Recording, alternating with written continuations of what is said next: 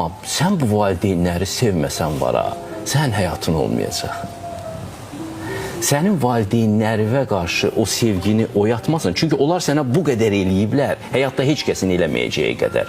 Sən onlara belə təşəkkürlə ürəyin aşıb daşmırsa, sənin ürəyin xəstədir. Müşübhəm, üzr istəyirəm, amma bunu valideyn deyəndə bu ucuzlaşır etkiləri. Yox, ucuzlaşır. Üçüncü tərəf məncə, yəni daha doğru olmazmı? Sizin kimi aydınlar. Demək forması, yəni. Valideyn deyincə sanki insan etdiyini deyincə sanki onun biraz dəyəri sanki kiçilə bilir, amma bunu kənar deyincə sanki kənar da kimdir? Kənar kim? Media mı olsun, cəmiyyətin aydınları mı olsun? Mən sizə bir şey söyleyeyim. Kim desin?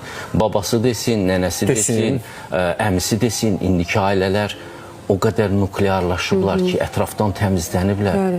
Kiçik bir çevrə deyə yazırlar öz arzularında. Heç kim gəlməsin bizə. Başa düşürsünüz? Sərhədlərimiz kiçilib.